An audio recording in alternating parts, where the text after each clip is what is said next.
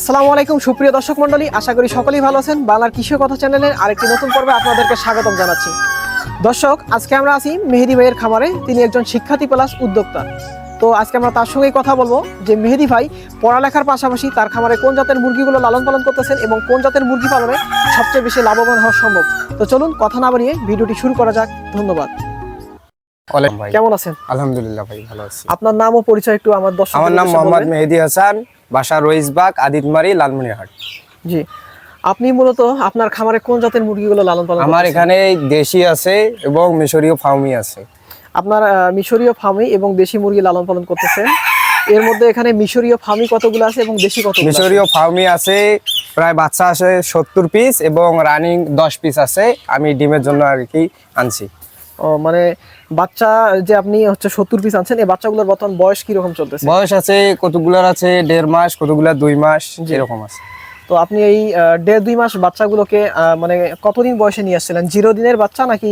আমি একবারে 0 থেকে নিয়ে আসছি, একদিন থেকে। মানে একদিনের বয়স। তো আপনি একদিনের বাচ্চা নিয়ে আসার পর এই 70 দিন বাচ্চা পর্যন্ত আপনার এই পর্যন্ত কতগুলো মারা গেছে এবং কতগুলো সুস্থ আছে? ভাইয়া আমার এখানে মূলত মারা যায় নাই একটাও। পরিচর্যাটা আমি ভালোভাবে করছিলাম, এই জন্য মারা যায় না। মাশাআল্লাহ, খুবই ভালো। এবং আপনার এখানে যে মুরগির বাচ্চাগুলো আপনি নিয়ে আসছিলেন, এই বাচ্চাগুলোকে আনার পরে মিশরীয় ফার্মি আপনি কোন খাবারটা খাওয়াইছেন? আসার পর আমি প্রথমত 0 ফিট এই যে নারিশ কোম্পানিটা খাওয়াইছি। 0 ফিট।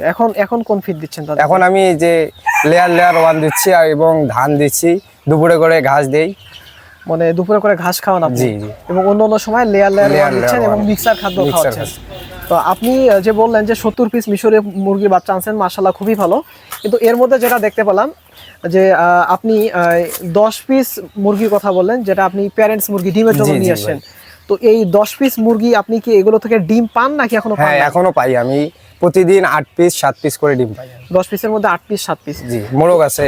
তো আপনি এই যে 10 পিস যে আপনি মিশরীয় ফার্মে নিয়ে আসছেন, এই ডিমগুলো আপনি এখন কি করতেছেন? এখন আমি মূলত সংগ্রহ করতেছি, কিছুদিনের মধ্যে আবার আমি বাচ্চা উৎপাদন করব এখান থেকে। মানে আপনার এই খামার বানানোর চিন্তা ভাবনা জি আছে? জি।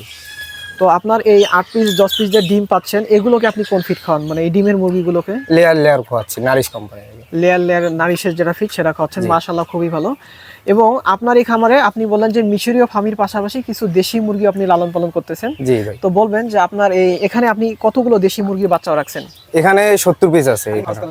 এই 70 পিস বাচ্চা এগুলো কি আপনার বাড়ির বাচ্চা নাকি কিনে? আমার এখানে বাড়ির মুরগি আর কি। মানে সবগুলোই বাড়ির মুরগির বাচ্চা থেকে এখানে তুলছেন, মাশাআল্লাহ খুবই ভালো। তো আপনি এই যে মিশরীয় ফার্মি এবং হচ্ছে দেশি মুরগির বাচ্চা, এগুলো কি সব একসঙ্গে লালন পালন করতেছেন নাকি আলাদা আলাদা করে? এখন একসঙ্গে আছে, কিছুদিন পর আলাদা করব আর কি। মানে আপাতত একসঙ্গেই আছে? মানে খাবার দাবার সব একসঙ্গেই খাওয়া? সব একসঙ্গে খাচ্ছি। আচ্ছা, মাশাআল্লাহ খুবই ভালো। আর আপনার এই মুরগিগুলো আপনি কি বাইরে ছেড়ে ফেলেন নাকি কোনো একটা নির্দিষ্ট আবদ্ধ জায়গার মধ্যে লালন পালন করতেছেন? আবদ্ধ জায়গায় আছে, কিন্তু এখানে খোলা পরিবেশে একটু রাখছি, রোদ পায়, বাতাস পায়। আবার সন্ধ্যা করে আমি ঘরে ঢুকাই রাখি। মানে আপনার একটা ঘর আছে, রাত্রে বেলা সে ঘরে থাকে, কিন্তু সারাদিন এখানে খোলামেলা পরিবেশে আপনি রাখেন? জি জি, মাশাআল্লাহ খুবই ভালো। তো আপনি বলবেন যে আপনি এই যে মানুষ অনেক কিছু করারই শখ থাকে, আপনার মূলত আসলে এই মুরগি পালনের শখটা আসলো কেন? আপনার কি মনে হয় যে আসলে এই মুরগি পালনটা আসলে লাভজনক কিনা, বা আপনার এই বিষয়ে কোনো অভিজ্ঞতা আছে কিনা? ভাইয়া, এটা হচ্ছে মূলত প্রতিদিন আর কি ইনকাম করা যায় এখান থেকে, মুরগি থেকে। যদি আপনার ডিম পাড়া মুরগি থাকে তখন আপনি কন্টিনিউ এখান থেকে ডিম পাচ্ছেন, এখান থেকে আপনি প্রফিটও পাবেন। জি, তার জন্য আর কি আমার এটা অনেক দিন থেকে শখ, আমি মুরগি লালন চেষ্টা পালন করতেছি। তো আপনি এখন পর্যন্ত আপনার খামার থেকে কি কোনো মুরগি বা ডিম বিক্রি করছেন? যে না ভাইয়া, এখন আমি বিক্রি করতে পারি না, সুযোগ পাই নাই। খামার বাড়ার চিন্তা আছে?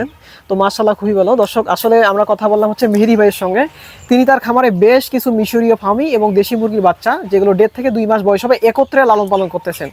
তো এই বাচ্চাগুলোকে ইনি পরবর্তীতে অবশ্য ডিমের জন্য করবেন এবং খামার বানানোর চেষ্টা আছেন, যেটা মাশাআল্লাহ খুবই ভালো একটা উদ্যোগ বর্তমান যুব সমাজের জন্য। মানে বেকার মুক্ত একটা উদ্যোগ, কারণ বেকার না থেকে উদ্যোক্তা হওয়া ভালো। তো আপনি আমাদেরকে একটা ইনফরমেশন দিবেন যে আপনার এই দেশি মুরগির কথা বাদ দিলাম, যেগুলো আপনার বাড়ির বাচ্চা, খাবার দাবার হিসাব সেটা আলাদা, কিন্তু আপনি মিশরীয় ফার্মি যে মুরগির বাচ্চাগুলো আছে, তো এগুলো আপনার 1.5 থেকে 2 মাস বয়স আসা পর্যন্ত আপনার মিনিমাম কত টাকা খরচ গেছে এদের পেছনে? মুরগি প্রতি প্রায় বাচ্চা প্রতি আমার 1-150 টাকা করে গেছে। মানে ব্রুডিং থেকে শুরু করে একটা বাচ্চা প্রতি প্রায় 1-150 টাকা গেছে। আচ্ছা, মনে করেন যদি সেটাই হয়, তাহলে আপনার এই 1-1.5 মাসি একটা মুরগির বাচ্চা মিশরীয় ফার্মে যদি বলে আমি কিনবো, কথার কথা, আপনি বিক্রি নাও করলেন, মনে করেন যদি করেন বিক্রি, সেক্ষেত্রে তাহলে এই আপনার একটা মুরগির বাচ্চার বর্তমান দাম কি রকম হতে পারে? 2 থেকে 250 টাকা পর্যন্ত বাজারে আছে। এইটুকু বাচ্চাই 2 থেকে 250 টাকা আসলে কি বিক্রি হবে নাকি এমনি বলতেছেন? আমি নিজে বিক্রি করি, আপনি মানে এখনো already করি বিক্রি নাই, করছেন? তা তবে করলে আমাদের দর্শকদের বলেন, এখানে লুকোচুপির কিছু নাই যে ভাই আমি অলরেডি বিক্রি করি, আপনারা চাইলে নিতে পারেন, সমস্যা নেই। আসলে কি আপনি 1.5-2 মাস না এখনো ওইভাবে ইয়ে করি নাই, আশেপাশে আর কি 2-1 জন এসে নিয়ে গেছে আমার কাছে। সেগুলো কত করে বিক্রি করছেন? 250 টাকা করে। 250 টাকা করে বিক্রি করছেন। আচ্ছা, এই মিশরীয় ফার্মি এ জাতের মুরগিগুলো আসলে কতদিন বয়স থেকে ডিম দেয়? এটা ভাইয়া মূলত 5.5 মাস বয়স থেকে ডিম পাড়া শুরু করে। 5.5 মাস বয়স থেকে ডিম দেয়? জি যা মাশাআল্লাহ, খুবই ভালো।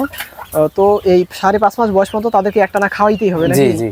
আচ্ছা, এদের কি একটানা যদি ফিড খাওয়ান তাহলে তো খরচটা অনেক বেশি, হ্যাঁ, সেক্ষেত্রে কি খরচ হবে। ফিডের পাশাপাশি অন্য কিছু খাওয়া ভালো নাকি ফিডটা খাওয়ালেই ভালো? মনে করেন আমি এগুলেন 2 মাস পর্যন্ত আমি ফিড খাওয়াইছি, জি। এখন আমি এই যে মিশ্র খাবার খাওয়াচ্ছি। মিশ্র পরে কি আবার কি দিচ্ছেন একটু বলবেন? এই ফিড দেই, তার মাঝে ধান দেই, ঘাস দেই, খুদ দেই মাঝে মাঝে। এরা ঘাসটা কোন জাতীয় ঘাস খাওয়ান? এই যে কোনো ঘাস এনে দিই মানে আমি। ঘাস দিলেই কি খেয়ে ফেলে? জি যাক মাশাআল্লাহ, খুবই ভালো। তা আপনার তাতে যে মনে করেন যে ঘাস ধান খাওয়াচ্ছেন, তাতে কি মুরগির ওজন ঠিক আছে? হ্যাঁ, ওজন ঠিক আছে ভাইয়া। ওজন ঠিক আছে। জি। এরপরও পাশাপাশি খাবার কি দিতে হয় নাকি এগুলাই শুধু না খাবার? এগুলেনই খাওয়াই আমি, এগুলোই এর খাওয়ান? পাশাপাশি আর কিছু দেই না। আপনি যে বললেন যে লেয়ারও মাঝে মধ্যে দিচ্ছেন, হ্যাঁ ওটা তো দেই মাঝে মাঝে, ওই যে বললাম তো মিশ্র খাবার আর মানে কি। ওটার পাশাপাশি আপনি হ্যাঁ, এগুলো দেন, এগুলো নয়তো তো দেই। ওয়েট ভালো থাকবে না। যাক মাশাআল্লাহ, খুবই ভালো।